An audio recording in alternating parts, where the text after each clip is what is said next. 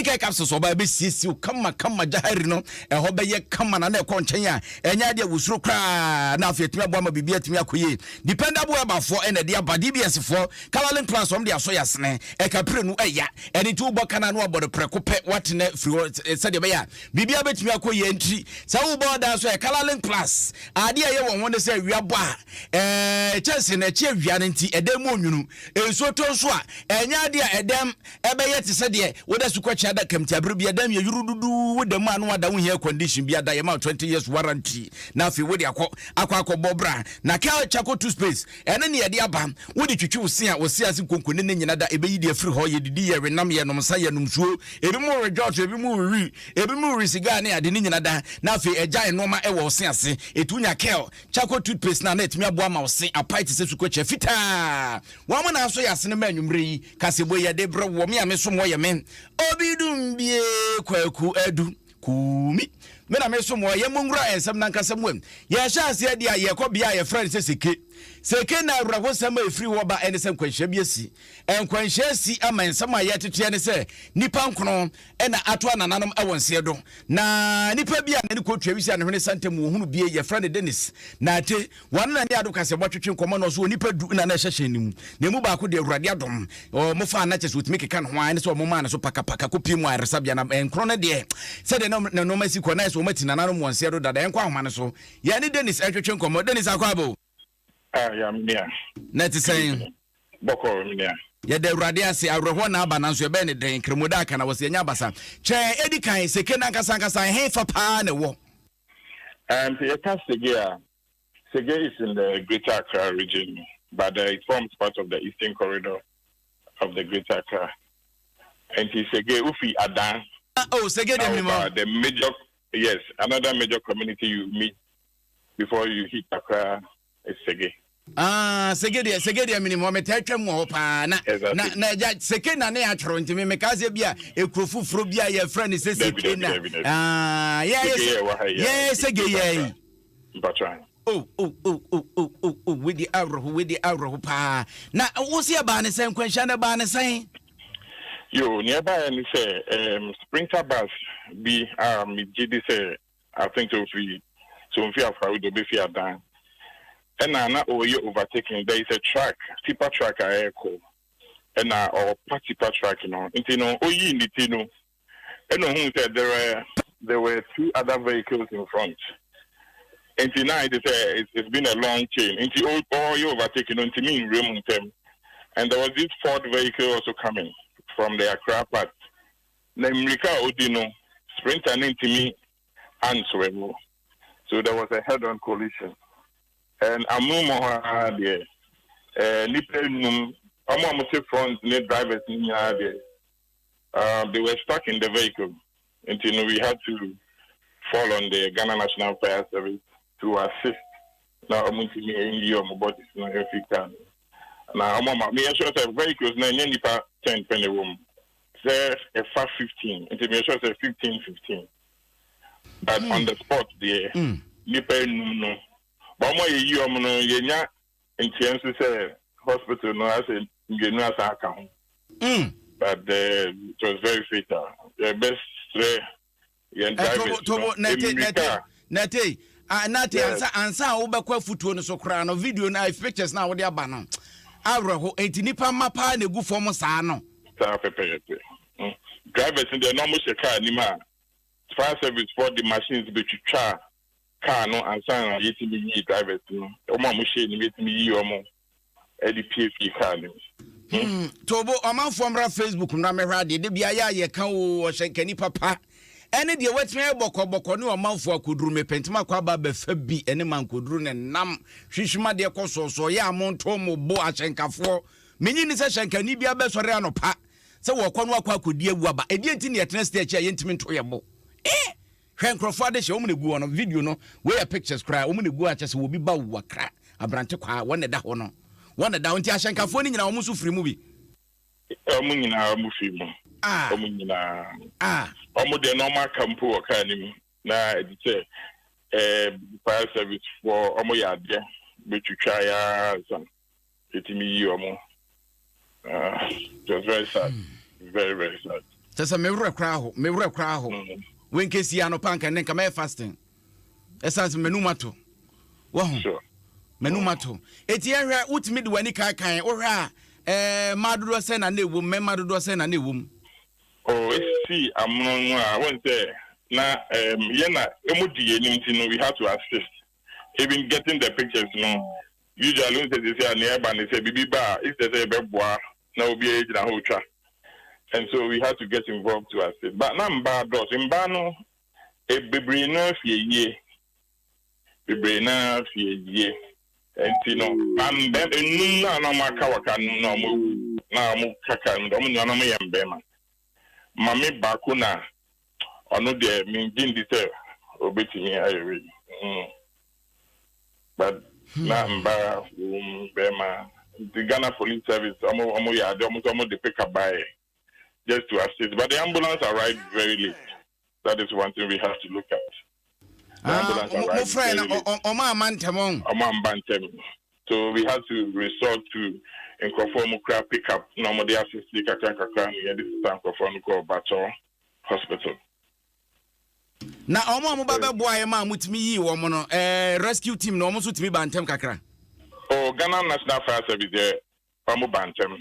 Enye omo anka me gidi say those who were stuck in the vehicle anka yen timi yi omo because it needed a lot of expertise before you can tackle that. Yes.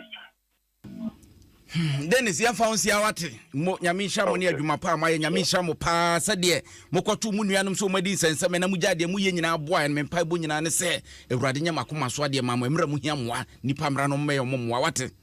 Sure. Yedase Dennis na te eno no na rohosam we course wo sege enye sege ya sege ya sege kule sege wade honsem atu yanim na awraho intino picture ne da Facebook no ukona akohwa utum se hwe obi ba wo kule hwe obi ba wo obi ba wakra me kwa ba sambre afi na busuafo ate omutwa adwadwo yantu aso ani yeda yani akonsem fufuru mu na ene yansema ba beto monte wo bosontwesam fashion habo ewo seku ne ene se yase customs division ema Ghana Revenue Authority for mo hwa anu omotre yese nipa bi de fangu bi abampotemo na fangu no hwese de omusidi hu dwa na kwesuma so dwadie esuma so dwadie so de yese ekro no de eja fa ehia me yase nya de ho dwo enitri wo mo ye o madwene so o mo bekọ na eja o makwa akọ hwese de no masiko so ampa o mo koya na tre se kwan o mo fa so no ma na chese eya de a etia mra enitri wo mo ye o madwene so o beche fangu no na ne opanyini Wilfred amakwando wano ena petrol team wodi ani mu custom division emo mutime koye kwache fango no wa mo che fango ne de fango ne kokosie ya wa mo embrante kwa bi nani wa battery say hampu wa ma ba beduru wa mo ba ya asrafo ka nkutatu adan ya wa mo say order from above ya catch from say fango na nipa bia fa nkuntuna se na wodi hu dwa na mpanfo kwa che se de be ya Ghana ye betumi abo ho brand yetumi anya ska no yeso wa mo mra me fanko asa agra o ma be fa fango ne de ko wa panyina makwando no akasa tu nanum tuo So we started on the 29th of November 2021. We were tasked to do petroleum combating operation. So before 2 a.m. 29th at the Takari Fishing Harbour, we arrested oil from a vessel discharging into a tank, 2 tanks. And then we have provided enough security and reported to authorities, of which it is undergoing investigation. MPA has been notified, and then all of a sudden we just heard National Security want to take over the goods that has been confiscated. We have placed this detention note on them, which you can video, and also it has been forwarded to Customs headquarters, of which investigation has begun. But since we were on our security patrols and then guiding the goods, our fellow security agency came in that they are supposed to take it away. And now, as you can see, they are still operating, and I think the army is here escorting them. So I think that is all. Our senior men are working on it, and then they are saying they have the authority to take it, and so It is under investigation at customs, but they have taken over. Any equity your opinion Winfred Amwakwando no and artist what is some etuja wo kyerem so timi 41 no roka wafo abetri ade mu mema kintina wam asrafo die kyerɛ wo ne bon ban sɛ wo de no ma na ekwenti agya wo ne wakoka sɛ okonfo se ko na ba yare adona kwa akoma han ti die wo ka ne sɛ wo de wo se eti mpanyufo de wo mani bedi akyi na agya ba bi esusuan wo de bode hono befa bia no wo nso ama adom kasebo yetiefo yaso atbi yemfira no mu na afa yenkwansa fufuru man wapanyini kwa kubu ahe ukopie mu de Greater Katamansonia Party wa shenso de ni yakode brisa mu wutu anese mojabum ni tri esiso NDC amanyuko na akatenso katawia eja wono eye nkratofo bafutena ba de achi ade ma wo ne wapanyini waba monten wadanse bia tudwa NDC amanyuko mpanyufo no omukopie mu ewo fifi mantamu amekɔ wiase ewutu senya east mansini no emu wo ne NDC mabu no ekohia ye etwetwe nkomofo mo adwene ekɔ mo befa so betumi tutu ma na mo yie na ne ritutu ye na sani akwantufo rituo sadi abeya mfie mpino ne aduonu na abato no ja wo mo betumi adi nkunim won wapanyini kɔgyina CPA ne apaso no wode nsɛm atudwa no wɔkyerem sɛ hwɛ wota akwadu na wayin mirika abo preko wota na no wayin atopana pempem wɔsen pen ɛno ma bi wɔ hɔ a ɛkɔso a wanse kyerɛ sɛ duasa mmienu no wanka wanhwe yɛ bɛda ne asɛm kɛse na bɛyɛ ntam kom no ma bi kɔso wɔ man mu enkoye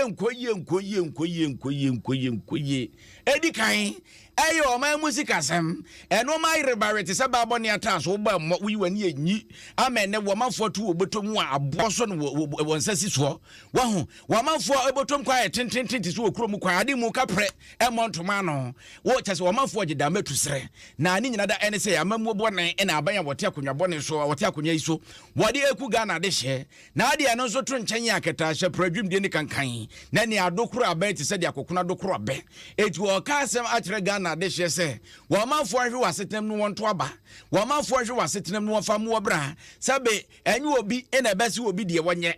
enti wa ahwe wasetem na ahwe se de no masi ayi na se duru abato na abesa ato so bion de se wankasa wo manfo se wo monsa no madi abekwa ya kyese se de e be yakura nkomuni katebe anazu wo muni nkontomre nkwa ebunobunu ni ade na abaya wote akonwa kase so monto aba mfentia no kwakubu ahe wono ankasa to nanum tuo enye etesa memowi Ghana ni bia be hia no bie so wuchia obi na buta zo to aba was wanto aba kubuza na so to aba men people so wanto binti wan mo kan to aba men people ko omo mo to aba men people bia be wabu because obi petrol de na obe yes so MPP ni and to aba men people because ukojomu a market to me su school su omo asebe omo ye contracted kakran kakra omo ye dwuma anka sebe omo se bi tutu omo ka obi esu enti obi aka ana petrol boa ye den na niam boa ye den so memu ha enema boat se die say yedene no tanke ska kwa wo botom na ade kopokora nke ye ska no botom ana enema ne boto aye dinto be den itina ma mo abia do so bebre no bo mo nya bi o mo nya ska nto obia bo no mo den say obenya bi kakra ono so di akona no eno na ye koto e na indiscipline no to do so corruption keta tete ne poye no na do amamu ways the west sikadie tanke ska ko mo gina nkomu di no obi enye bi di anke ye o mo kakra bi no mo di enu ntina Ghana na ebie sufre yen se yondaman mama nsamo na obeba 2024 aba be yi mofri wo hawo ne amane hu na bo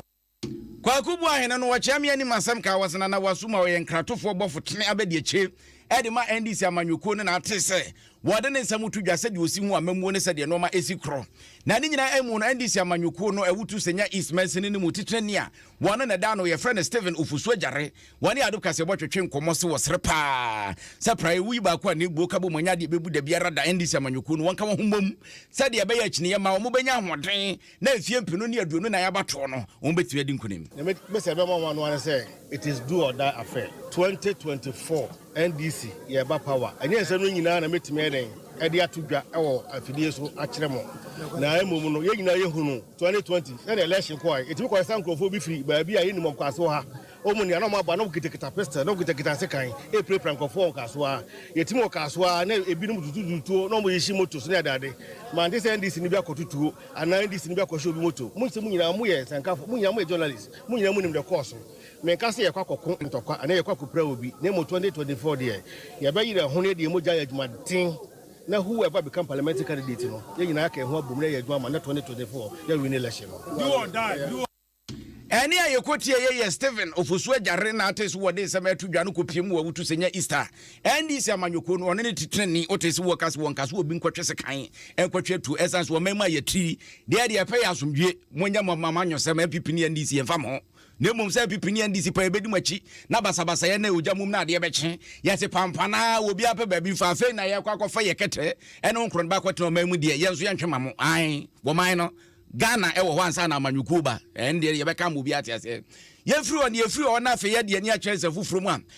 panyimpa efie pinu ne aduru no wono na gina mu de ma NDC amanyuko no wawutu senya east Felix na koyo wono so de nsam tudwa no wochirim se no ma bebre ho enkoyie abaya ye no ma bia wodwene ho abonte ase na adwenem kesene me ene san se e bia mobile money wonua bi wo ma me bi papa bi ewu akurase ana se bia wona na adwuma wie wo diska kwa akoma na no aban se ene so na ni wo mo pese wotetefa wo se akoba ne sade de ahokere pa ene video manfo so se no bia se Ghana no aye shirof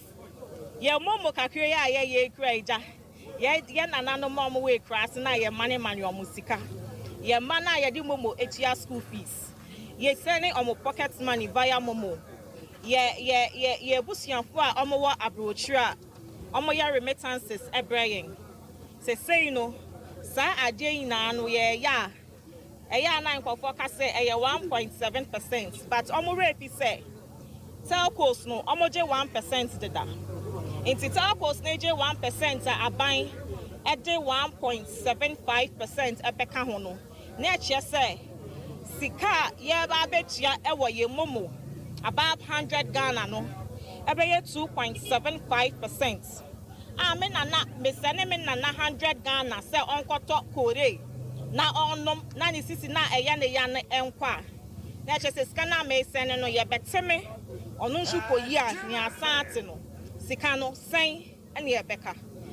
eni ayekotie ye panyina wona ne gina muma NDC amanyukuo no kopro mrahye bedwa akonwa ewo ewutu senya east mesine no emu Felix na akoyo ena atesu wo de nsamutu dwa na se won de ne ha ne awe ko de na ye bete no se ye diske koto awe ko de ne ye bete so no eho pa na ne ha ewo aha ya Adom 106.3 FM ye ne nuanum asempa 94.7 na insha 104.5 ene yake yentoma pama no anwumre no sia bremu kasebo super weekend news e test esazu ye niketre wo ye ho hwenye ne eguso aye kenkan ede ma wono na yenko ye nime ya koya nim dia na eja ye de ani kyerɛ nsafo from ansa na yenka o manfo bi adwenche kakra wo mo de aba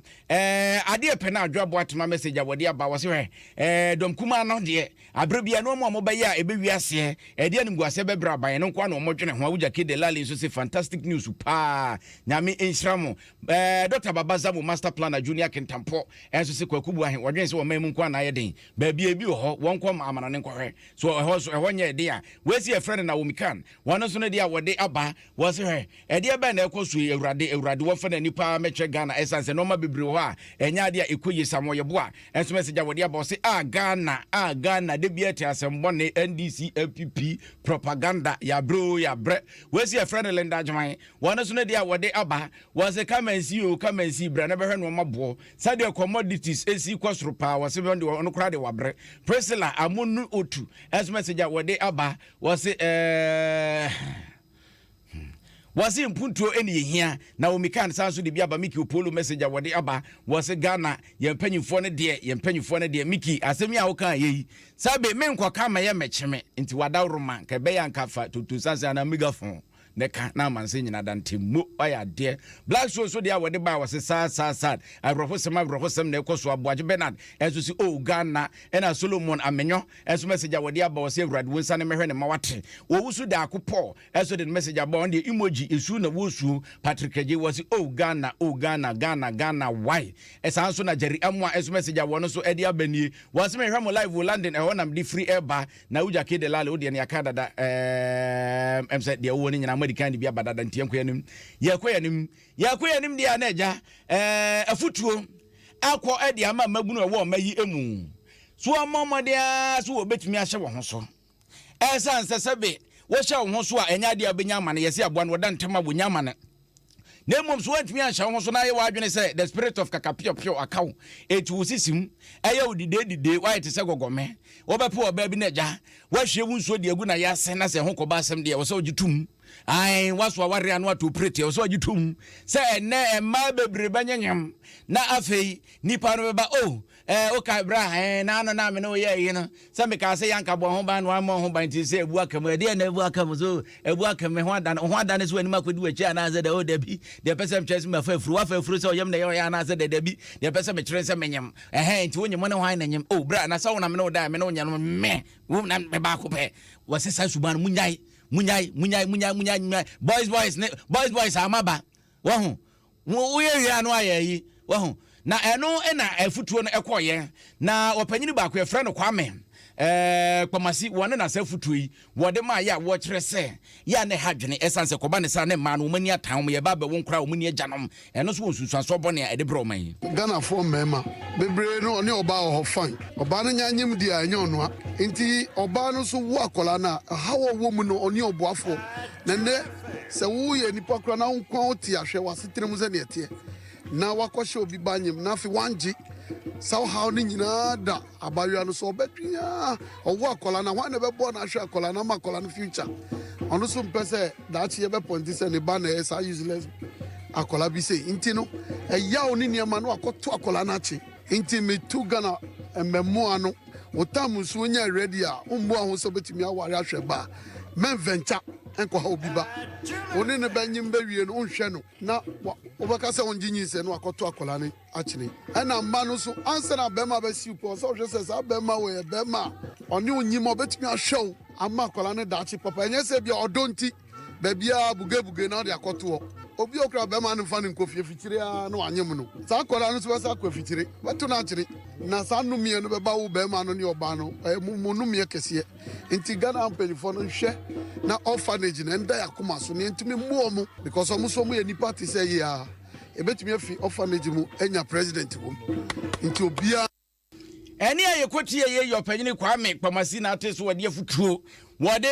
Ghana mabuno na enkanka man se mo mamani na Nigeria ni besi was shine your eyes aponcho kaso be ma John de sedura na eja wahwe ne Johnson be ma na waso be ware no wodo wo achese bi ma da ewia sesa agrada kuredwa wode ne tribeji ama no bisa se fa no wonu kɔwiwi ye danchemu abruchu be na de chemu mawu danchemu no de amon nti hu se wonyema danchemu na hwa na mo beda oni ba bi a wode wo kɔ na omokoye adoye Royal Seed Orphanage ho no mkoye adoye ne na adoye no enaja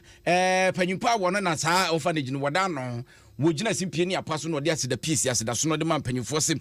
beje ne asa agbiu eni tri ne to piawo eni tri so mo de abade a de omo strength afofro so fresh wonya bi na ja wo mo mobrofo se de be ya omo so abrabo ebewi omu die Mejina Royal Seed Orphanage o manemu e ka hwe bia ko yese nyame enhiro mo onto omo nkwem onye obi anakoma sade e ma no bebi biara omo hwe ska na fi biara irade nhye homa yesre Ghana for omo hwe nyina nso afina kweniwe yesre so omo nto meni emehwe Royal Seed Orphanage home I work so Abojasi Road Papa si number 1 yada bonse emehwe nhwe nkwala no ema o man Ghana eni ayekotie ye orphanage eja empenfo koye o madoye Royal Seed Orphanage panyimpa wono ene wogina wanamu no waje no ma na Naomi oseyamo a ena atese wode nsem etudwa na yento aso na eja yakwansa fufuro mu de ane ye ni echire mu ewo adukrum akuapem ene ne potemu na akopie mu ho a eho omafo agari pa na ma bia wo ye gari ene omse wo ha ba ko eya kwambani na eku mom esanse gari ndi ombe chom de beba wo manfo benya bi na eja gari a hye de kubu pa gari wudi nsuo guso na ujane na siwa na tu na de guso na siwa na tu opekra sa hata kafa ka ho na unya binsi pa na de ka ho a ekọ keke na ne wudi afebo no aso bo nsuo guso abde wakesu kwase na ware na je se okọ wani man ehiafo adanfo pa no na eno ne wo se gari ne de wo ye omafo nya bidi a enya agro nanso akwamboni na eku mom nto ombe sere se mpanyifo nya den emmoa wo se de be ya akwan no betimi asiesie ma me lusi ba wono na adwadifo no wogina wo ma anamu embre akuafo da yedie na ma me gina simpie ni apaso se wanton yare wonya no aduru eni ti wo ma hawo eni wo makwan mpanyifo hwe ye papa ebe bua yen bebre se ye ejuma ni yemunu ye koni ikotu banchi na obehu abobo ya ni si kwan ni so a enu ani so oko beni but ekwani nye bi o ho so be be kwakutu branch no emutwe ubetwe be gu kwan ho ansa na rough road no in fact ntinye be sere aban so betinya be boa ye won sa kwan ni so e na on be boa ye e ma no because ye kwafu ni wa Ghana mu ni ho bini se mu ba ye gari ye mu dena mu wi anka nye ye nya first na ya mbu gari but ene gari e boa Ghana papa nti anka aban betinya be so yasin a e wo sika fam eni ne marketing kiti ti se kwan se ne be ye betinya ma yensu enyuma na ye den atumpon anka be boa ye bebre affecting yen e wo ti se bia e ba ni sana e ma expensive ti se ye be soa di etia soa e bi o wa ye di be fie but e abubu ya e ye less but uma ni pankasa sisa e costi ene bi wo hon so e ba ni sana o so mu twi every baby di be gu baby a abubu ya betimi nya access a eni aye kwoti ye adwadefo mu wo akuapem edukrum ene ne mpotem mu panyimpa a wono ne kasa edemo mu ye friend Lucy Mana ate so ha wode tudwa no na mbrahye bedwane wo okre na nkwaku botwe enso se ensemo mo kani nyana da mpanyifo atempanyifo ahwe wo mahu ombehwe no matu wana mo ne mum ade ba kwa de o makoma pono so pa ne se kwan no mbetuma ya wie se de be ya se ya ka gale pa wo mayi mu ba bia betuma nya bia to do so poa na nke be ye okre mpotem. We have many young people, the youth, who are also won awards. Then you had an 83-year-old man who looks very strong, who also won an award. So it means that the range from the youth to still an 83-year-old person. And there are so many different things that they do that are displayed here. And just as the DC said, that this is going to encourage them. We are going to support the extension services for no na yaye okay osha dana danko kufado abanda roma rose e koso pa wokre ha ebema oma ekokofo bi ko bia be fa ha sei iti pharmacy betimi edemo enema ma produce na ko the big markets around kofodua inkrakan asenema so manya Accra emnim say agbelema na ade efiri akọ asama ne other markets bebre eti you are going to produce more and especially you saw what they could boldly christen Okregani which is being produced at asama and just as you heard me discuss with them say once you do Okregani attention we will make sure say ebe costonia improve na very good packaging to be able no di say yes woko Ghana talk regarding afa brand and I will be Ghana have me talk regarding so I'm very much happy about today's function. Emrashe bedwane ya wogina ode mo manfo wo wokre ene ne mpotamu dan kwaku botwe no na eso wokre ebru ne mpotamu za ebru ho na mpapa firi an eti no memrashe bedwane no na ate se wode ensem atudwane nte be kakra no made in okre ne de ko banchimole agberiman ne ade ne de ko abruchi na abrofo no wo muso atimi anya biadi yenyina wesu na afa yemunguram ensem ekotwi ko bata na watwi mu na watwi nsem yemfanto aso o person who don o platform area da watwi asene sibia da biara mi bi da bia ne fa o radio no transfer Adom FM 106.3 ubeti nsem papa show Adom FM 106.3 yeah Adom FM you don't know stone boy talking is here me aseman Adom kase boy na modie na yetie boy to the Ghana we asem Dawson e pese me TV asem nsem a just Adom news Benin Cotonou Adom FM so you are far Adom FM it means yeah I mean that is it yeah I don't know.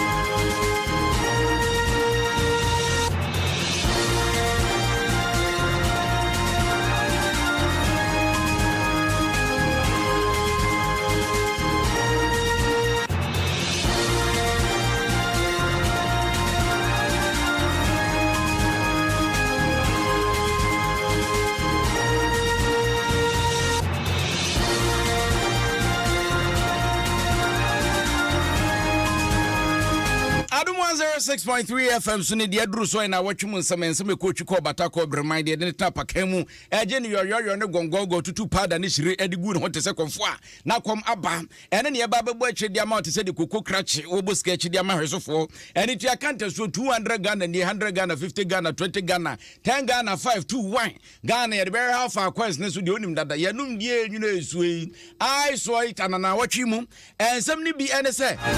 Police for kwachi mosi krobo kina faso ade hye bia de omde omo yane so omche nkrofo sie no maje omutri so sika di yese kidnapping ama peja se wom e won fifi mantamu na watwe amu na awrakwa bia wawie senior high school eno nso panyufo kwachi ne se won wo dwan me won ne da wa fa dwan ne to amadwan ne to mo jajaye eno nso mu nsem ye bebo ade awram na watwe amu LGBTQI+ won sensem kopie mu wo mamu mrahye badwafie eno nso mu nsem ye bebo de awram Sam George wane maame esla wonsu na watwe mu LGBTQI+ won sensem ya ka wrade amamu a ka ne skofa da red by ya bebo awram wo mamu mrahye badwafo bia wadane Rambo dane Schwarzenegger na fe ko wiase wogya mu twa wo nchemu eno nso won nsem ye de bebrawo ensem bi ka we ho ne anwumre eso ye ne de nam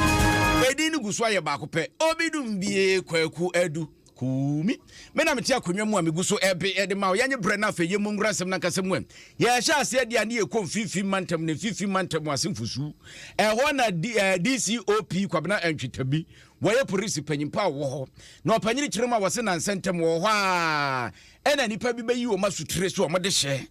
hye bi ayra na omo wo wa omo so omo phone ebele na ne twene no mkofa ya hello wo hwan nie wose ye mea wo hwan ya ye fro wose ai wo de hye ne ya chene si wan first kama enya de beja ne nte say ebedi na boa ne ade asa agragro mkoka che police for na police for sha se so mudi omo ntente di omo ntenta ya omo de akwachi nipa makonkron na agrabo sem ne say nipa nkru omo nya ga na de hye ye se asu akura ne so putu kura ne so kura kronkron we dia mozi krobo kina faso ho no mu firi a omada ne ho a woto abontimpu mu ho a wo hwe abekwan hweta abra woni so sha tad fita na no na wose wodi wontenta wokwache wo no samre de aka de se wodi wo begina mranim na mra no wodi se de se ne fata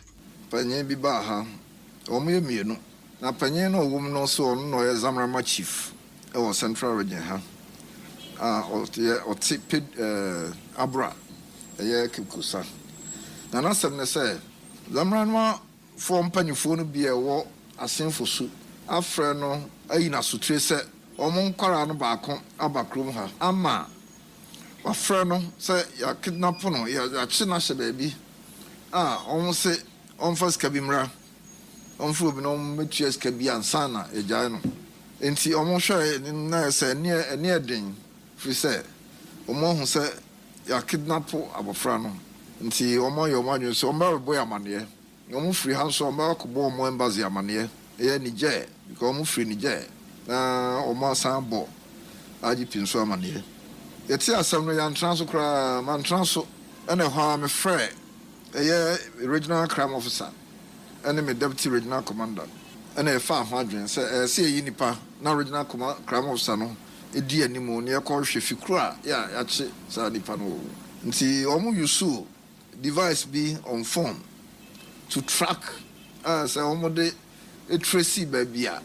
fear ya omo hye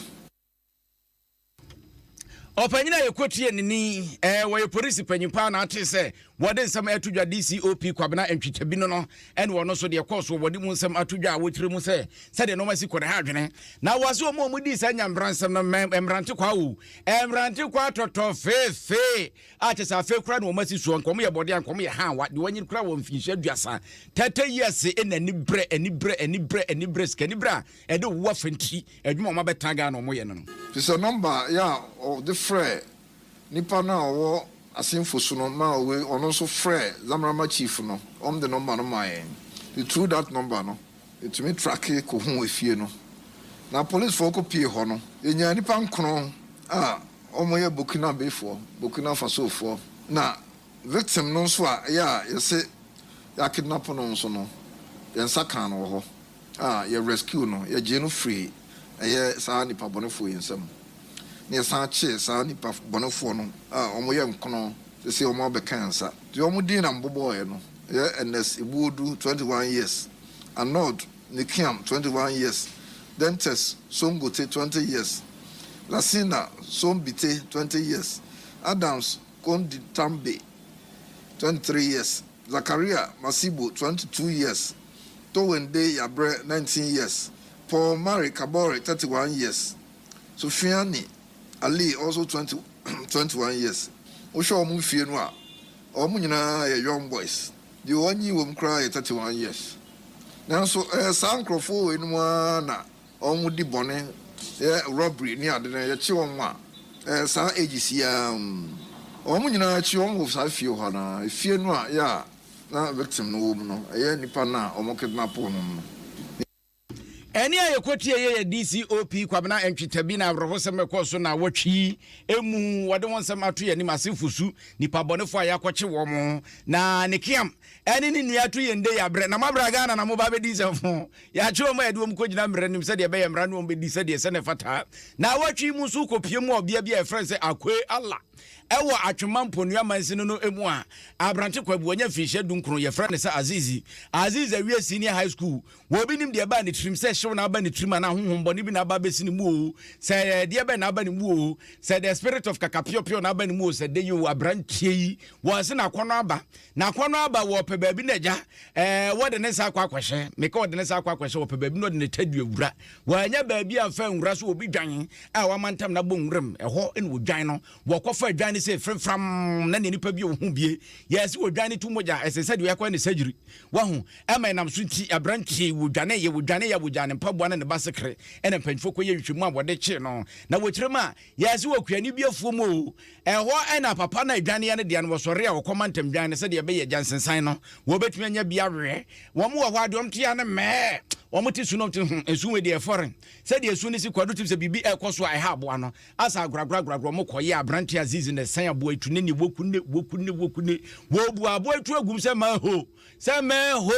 ama ekɔ wiase wɔn mu Azizi a ne wɔsrɛ wɔtwe mu nwa wɔti lɔ wɔn na ɛsene no wɔn tam ne mpaboa kɔ agya kwara yu wɔn hwɛ mpaboa wura yɛ ɛyɛ Azizi abusuafo ankasa kɔ ɛkɔbɔ polisifoɔ ne nananom amaneɛ sɛ wɔn ba nansa ntɛm sɛ deɛ osi yɛ no wɔn kye ne trans wɔn ne twetwe nkɔmɔ no wagye atum sɛ nokorɛ so ɔno ana yɛ saa de no panyine Yusuf Yukuri wɔno ɛna yɛ unit committee chairman ɛwɔ mpɔtam ame sɛ bɛyɛ nansɛ wo frɛ me sɛ mo ate asɛm bi wɔ akoyala de wo frɛ me nso me ka bibi sɛ nokorɛ yesu yɛte saa ɛnɛ na wɔn de asɛm no bɛdan enti no afei na yɛgu so a yɛhwehwɛ mu enti nokorɛ yɛtu ho namɔ yɛne mpanyimfoɔ no nananom nyina yɛtu ho namɔ enti yɛtu ho namɔ no agya nyame nkyɛ deɛ yɛgu so a tamanka yɛbɛwie asɛm no a de bɛhu sɛ saa nipa koro na odi saa mbɔne a wotwan gya ne nɔɔma no ne busuafoɔ no bi aba nti ɔmo baeɛ a na ɔmo kaa sɛ ɔmo te asɛm se na mmom no afiri bɛyɛ nansa ne nnɛ no nti ɔmo kwalaa baako ɔmo tumi hunu sɛ paboa no asɛ no no ɔmo nhunu saa paboa no biem nti no ɔmo hu anaa ne nnuaba paboa na wɔhyɛ so aburoni bi so wɔ akura hɔ ɛna agya wɔno so basike ɔmo taa fa buroni sif baa sɛ ne basike wɔ ahu no nti no agya ogu so a wɔhwehwɛ ne basike no nti no ɔmo kɔ mɔnteɛ nti hɔ na ɔmo kɔtee saa asɛm wei ɛne a yɛkɔtie yɛ unit committee chairman ɛwɔ akwe ala ɛna adom kasɛbɔ na twetwe nkɔmɔ no Yusuf Yukuri abrante Azizi nyamransɛm ɔkɔɛ na wɔtwe mu ɛno ne yɛbɔde wuram na yɛfiri wai na wɔtwe mu ɔma mu brɛhyɛ badwafoɔ kɔ asete no mokɔyɛ a mɛma wɔpɛ so wɔ ne mɛma da na wɔsɛ wɔto ɛyɛ wɔto sɛ dɛnkyɛn ɛne ma wɔpɛ so wɔseberesebere wɔn fɛkyerefɛkyere wɔn ho wɔyɛ fa wɔfa hyehyɛ na wɔde wɔn nsa hyehyɛ wɔ asete sɛ wɔbɔ kɔtɔpɔ mbra wɔ se wɔko adi atia ɛho nsɛm ɛbɛpie mu ɛwɔ hɔ ma ɔpanyini Sam George ɛgya so ɔno de wɔagyerɛ dua ne nea sɛ saa no ma no ma no so da enti mmara no wɔno na ɛhyɛ mu dudo sɛdeɛ ɛbɛyɛ mpanyinfoɔ ɛbɛgye ato mu ne atumi ako adi atia saa no ma no ɛsan sɛ yɛse aduane a wɔahu na nabukyia so no ɛyɛ akyiwadeɛ saa no ma no wɔmanga no yɛamammerɛ ne yɛamanneɛ ɛkutia ɛyɛ ade a ɛbu na nimtiɛ nti yɛgye to mu a ɛnyɛ yie na ɛmmerɛ dwumadie no ɛkɔ soɔ no panyini baako a wɔno ɛna National Coalition for Proper Human Sexual Rights and Family Values wɔne da no panyini Moses fo amoni wɔne adom kasɛbɔ twetwe nkɔmmɔ sɛ bɛdwakuo no ɔmo kɔ animu no ɛnyɛ so ano fafa no wɔde kɔ animu akɔka deɛ ɛyɛ wɔde kɛkɛ wɔse wɔde nnoɔma ahodoɔ data scientific data bɔde nyansapɛ mu deɛ wɔde nyina de kɔpii so ɛsan sɛ asɛm bi wa wone ho adanse a wotwa ho bi yɛ adanseɛ. First of all, a few comments about the procedure. I've indicated, you saw me talking to the ranking member and the chairperson, that it's as if we're all being given equal time, and I don't think that's fair. This is a Ghanaian process. and the rules of the Constitution are clear. This is a judicial process. It's a process of legislating for Ghanaians. And I don't think that, the people who are the proponents should be given the same amount of time as the United Nations. That's not right. The United Nations can make a comment or two, but the other time, as you saw, they were given 20 minutes for the leader of the UN in Ghana, and then the Skype gentleman also spoke for another 20 minutes. That's not fair. And, they're saying that's because, they have presented proposals. That is true. But this is a legislative process involving the Ghanaians. And therefore, if you look at the numbers, then you can decide that, okay, these are the proponents. And you've seen the United States when lawmaking is going on. The people who propose are given as much time as they want. There's a current investigation on, the effect of Facebook, and you've seen it. They're given as much time to put their points across, at least 40, 45 minutes. But here we're being limited. And that's my problem. So you want more time? Yeah, we have discussed with them. Any I quote your opinion, Moses for Amwani in artists who were then some air to jar. One also which normal would be a witness and pen for your with me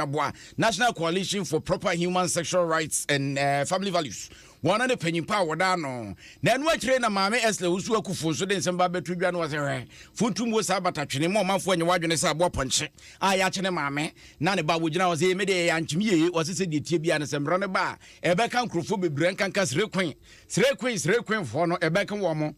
We a sugar mommy. Where there are small boys now, pay. I just watch them no bomb say to your mums will become and say, and then mammy to win and run there. Said you see, can you stand still? Because you could be the unintended victims of this bill as we seek to encourage and promote respect for the sanctity of marriage as a lifelong relationship between a man and a woman. It also talks about the duty to uphold the cherished societal ideals of selflessness, communalism, good neighborliness, hard work, discipline, truthfulness, compassion towards the weak and vulnerable, acquisition of wealth through hard work and genuine entrepreneurship. All very admirable traits. But how do you legislate good behavior? How would you punish a lazy person under the auspices of this bill? Because it is not one of the cherished societal ideals. I'm a bad neighbor. Hey, I don't like people. Should I be thrown into jail for 2 to 4 months because I'm a bad neighbor? Truthfulness, that will catch almost everybody under the ambit, because most of us are prone to tell lies, white, black, green, blue, whichever form you. Mammy as la usu akufono na artists were then some air to Janon. Nan some ya can a penny be a wabbing pay you with the pagina mumu. What is my barber to Jan and it's my working in other NSA. Will be other obedient baby Beckas and Yanko Pombo Adam and Eve. One of the opera Adam and Steve, and Steve and Steve no. There's any pacron sabe. Bibi Kakra and Shadam Kui was say, I do know the young scientist say, Nasa and Montobi or you bit me a tour, you too. With it. So, yes, that's how. We need to understand that nature makes mistakes. Nature can make mistakes, and that doesn't make it normal. For instance, there is this condition, conjoined twin. This was born in Cape Coast. They were born with it. Does it make it normal? Definitely no. Right now, there's a condition in Kumasi which they are trying to operate. It doesn't make it normal, even though they were born with it. So, being born with it does not make it normal. But can they be helped? And this is what the coalition here is about. Yes, they can be helped. There are medical and surgical treatments that can help it, and I'll leave that. Psychological treatments, hormone replacement. The fact that you can give hormones to somebody who doesn't have breast, for a person to develop breast, or who has breast, and you can cut and give hormones for the person now to behave like a man, means that whatever the abnormal hormonal imbalance can be corrected. And this is not conversion therapy. And that's the other argument they hammer on. Conversion. No. If you are getting somebody to be his or her normal self, that is not conversion. Mr. Chairman, to conclude, homosexuals or homosexuality is only so called as an official position. In reality, it is an abnormal condition, it's a mental disorder, and the biological basis only tells us that we have an understanding of how it happens, so you can correct it. Any I quote here, penny be a wabbing pay you, I didn't move mumu, and I'll tell you what day and some air to your atrium, said the Bay Ghana for Ebehu. Said the normal ACTS, I do know you are ready. You can't say a car, you know you are ready. Opinion question say, was say LGBTQR plus no man on the one say, a dear. Ye through enough, ye free and intro, my mum brush with your fin and I watch you. While my mum brush with your former drama such a mina papa. Aya budget ya kong Messica, ye quack dia to moon. edi kan embro mo ko so mo kwa kan wansema na dom kase na wo mo so mo twenam wo ma de betu dwa so wo ma pempa na ni opoku fa ne ko dware wo mo pai ni nyina da ene se ya si di pa bi pie fru o ma mu brahye bedwa fie na ja twotwofo panyi ogino de man di se manyuko just na se dun kete general mosquito wo se nya de obepi ne nkopim so obepie ne dre nya de wo mo so bepene so ama da abra wo twe ana se si e beje akomasika na tumu ana se enye ntumu ebekoso e hwa no se sa okuku no wakaka ene wo de hye wo moto mu na ja dom kase na nkasa wo pie ye ene wo koye wo mo ba na cheso machi se fimfram na dom kuma na proprechire ama akomasika no maye no bongalate wo mo so wo nyi ntumu na nyi ntumu china afi ade kyen a edom kase no so baaye no mo ba besinsam ne koso adom kuma na so nya de beba wo mo so ama wana edom kase no so de edom kuma na ye na no mo so be back to sender no mo so be sachira mu no mo so gitu mu emu nsam koye bebrebe na watwe mu wo de enkotie de koso 137 of you plus me MP for the Kwai 138. Other members, for the avoidance of doubt, let me read out the constitutional requirement so that there's no confusion as to who can vote, what numbers are required to take a decision. Article 104(1), except as otherwise provided in this constitution, matters in Parliament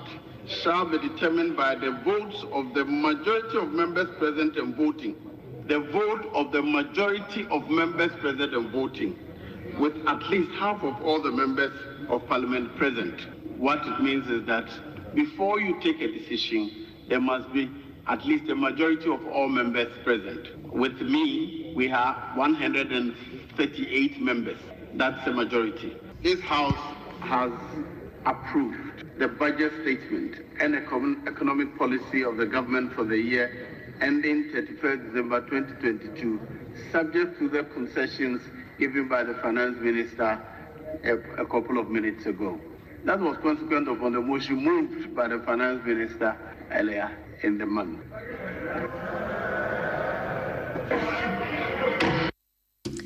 De akoso o mamu mrahye bedwafie na watwe mu bi ene ekoya yikutie na de akoso no ena dom kuma na se da sabe enya de o mo betwen ama enfofo da ne o mo kwaye ansa no matwe do maso o mo kwa kobu mu nwe nto panyiri dwo wo se wusu chame hena be de akira wodi kan nya de o be ma ne kwan ma kunwa kese paase titina ni ana chame hena kunwa no wo betena so esanse wo panyini wo ba no wo betena kunwa no so ana ne ye nyina da kyerese wo yo so no ba eni ti se de wosie no ma ne be wiase no na watwa edi etia NDC amanyuko ne tinya de o mo beje edi atomu na eno na nam so nti na de bongo mrahye bedwani Edward Bawa adokase bo ne twetwe komo no wo kire mu ese wo panyini dwo wo se wusu sade ne no ma sitie ne sade ofa so toto ne no ma no wonse fata sasa akodwa no botimi tena so obeka ye a ense bebrebe ne koso ntokwa ene nkinwahye wo gya mo mu twa mo mpre emeko wiase ne panyini ba ko tama konwa na te sade wotam kurukuri ede afri fom wotam ya no wade kosi nkyai se pan emu nsam ena bongo mrahye bedwani Edward Bawa wakasa de afa ho. The order 7 gives a definition of who a speaker is. The order 7 talks about Mr. Speaker himself being a speaker and any other member who presides over a sitting. And so it tells you that at the time the first deputy speaker was presiding, he was presiding as a speaker. And so if you knew this and then you openly say that you are not the speaker, then you have no business sitting there. Because then we are a bit confused. Because as we speak now, the head of parliament now is the first deputy speaker because the speaker himself is out of the jurisdiction. But if the person who is supposed to hold the fort says, I am not the person, it tells us that whoever comes there in the form or shape of Honorable Joseph Osewusu is an imposter. And so we will not be comfortable with that. You know, after he suspended sitting, he refused to come to adjourn the sitting. Today, he never came. It was the second deputy speaker who came. What it simply means is that we should be putting our faith in other things. Maybe the second deputy speaker. If he comes again now to preside over any sitting, then that will be hypocrisy of what he said himself. If he comes, it will be a betrayal of his own position that I am not the speaker. Eni ayekotie ye mrahye bedwani a wogina ode mo manfo wo bongo abato mpesua so Edward Bawa no na watwi mo mamu mrahye bedwafie ade ba ko apie mu ne da na twiapia na twa manfo no wo we ne dwedwedwedwe mrahye bedwani wogina ode mo manfo do me kwabenya abato mpesua so Sara Adwo Asafo maame bia wo bepie mu wo ho ebi mo se ye wono ebi mo se nyono wono akasa babonten aba bechirim se ye wono nipa bi so se de waira no nim de wote wo he maame no se de wositie ne mo ma ene ne kon ne ade a enya ade ye wono ɛno na mrahye bedwane ogina wode momamfo obongu abato mpesua so Edward Bawade atodwa se mpanyifo nya hwehwemu ɛfanfa wo sɛ de ɛbɛyɛ obi antimi fa pipe nsuo ɛna ne ɔman mrahye bedwafie Israel nhyerɛnsuo. I think that it is only proper that Parliament takes this very seriously, because assuming that these suspicions are anything to go by and that they are true, it tells us that the integrity of the institution of Parliament is being compromised, and that at the end of the day, Dominic people who thought that they had an individual who was representing them may not have been the person. That is something that is serious. Let's not joke with this. I am not saying that the person who appeared on Tuesday and the person who appeared on Wednesday are different. What I saw from the screens sitting in my office, I thought she was not the one. My position can be verified or maybe ascertained through an investigation, and I think that Parliament should be interested in conducting an investigation to the end. If you say Parliament, what exactly are you talking about? I'm talking of Parliament, talking of the House, because as we're speaking, there's so much technology to ascertain as to whether the person who appeared on Tuesday and the person who appeared on Wednesday, whether they are the same people. And I think that it is only fair that we do that, because there's even a formal complaint, a petition that has been brought by a civil society organization.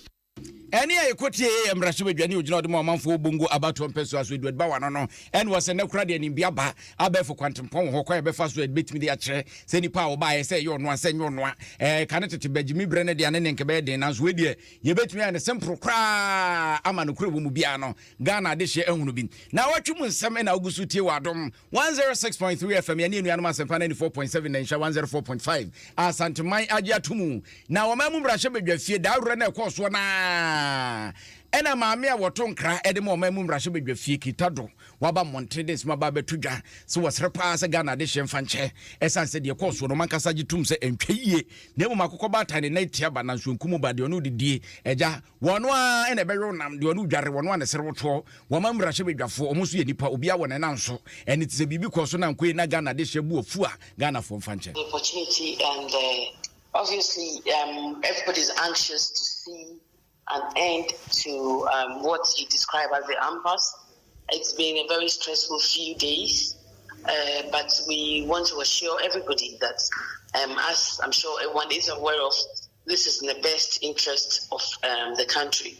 All the parts that are agreeing or disagreeing are doing so based on very deep convictions that have to do with the public interest, and that is what is paramount. We recognize that there have been issues that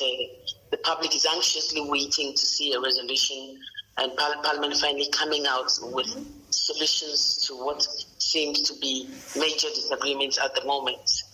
We can, as Parliament, we can assure the citizens that we are working on ensuring that as soon as possible, as soon as practicable, we'll be able to put together a resolution that will serve the interest of each and every Ghanaian. And that is what we are working for. That's what the Parliament, institution of Parliament was actually set up for. And so as soon as possible, Parliament is going to come out with the final resolution to the matter. I can assure you that the leaders, the relevant actors in the game are working together to ensure that we are able to come to some consensus for work in the Parliament to go on. Any equity mami kitado na atese wode chopa wode ma Ghana de hye ne gusu a wo mamu mrahye bedwafie sanse tempo anu de na gane wa nwam yeso atomfo akoto so obodade so baabi obokwekwe na kyerese ho ne hia no na mrahye bedwane a wogina wode ma omanfo tema central bato mpesua so okopiem wo mamu mrahye bedwafie a mabunu ene adwuma ye ho sensem sa bedwaku no wodi mu tintima pa na ne brante kwatenten gram wa ne ho so gina ne ho so na nim se tadwa nimde ne nyansa hye ne ma ye friend else ni noy hansen note Adom kasebon na twetwe nkomo no wose repa wu wa kuru ne ma Ghana de hye hunu bi Ghana de hye ntiase se enso kokoba na sunu dede ba enso fusi na ne so asana skroba ya nyina aboa ba ku mu ade enso MPP ne so NDC wo mu nyina ye Ghana de hye ye Ghana ne yesom no ekwan befa so a ye bekono ena esipai eni ti mo obi nkogina ba bi nka so ofrim pitri so obi a wo frim patrapa wo so wo mu nyina da ye ade ba ko no wo mo hwehwe Ghana yi die eni nti Ghana fo ntiase se MPP ni NDC womonya atamfo atamfo de yenya atamfo ene de betimi aka betimi sisudu ase yenya atamfo ye nuanom edidi bom esua de bom ye edwuma bom Ghana fo ne yeso ene ne de kan ena o question no yes enti am say optics no may not be the best bia obi hunu fi abontin a we ka say na ye MPC yeso am so ko edwuma de ena omototo nkonya na mo yi ngonya da bi e ho no de I would say the optics is not the best. It's not the best. But I don't think say you're thankful. You're not thankful. Let me say, Obiane, senior or expressing, no, to say expression, no, go overboard. Me sure say, speaker or Tana Kunuma, Obibisa, Abeka Wasema, and I say appropriate quarters, the penny for no say, a woman say overboard. They will come back and address it. But we don't have to make it a subculture. In our parliament say and just mean to my politician and I say you can't boom and I say can't boom that and it any idea Tema Central France one is a Embra Parliament and there's idea you ba say besungana fonti besungana sumi wanu ham yasi asuma se kokunu so a won kwagina nkwantifi enkokum kusie nkupra intigana fo aso amso monkoshemra mohwe na monshemra na munyai wogya mom ne ye mabona ekoso ho no no nyamodwuma na no akire no wopanyin wo ba be kire se 11 ho sensem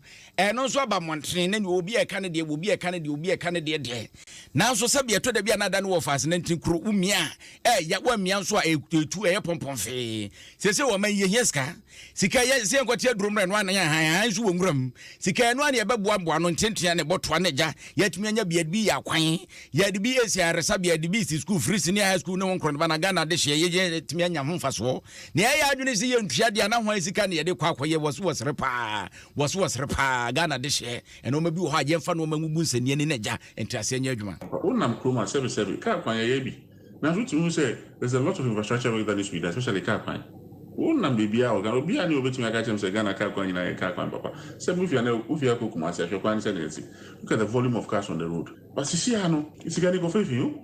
China or farmer. US or maybe not the amount. Because the whole world literally came to a standstill in 2020,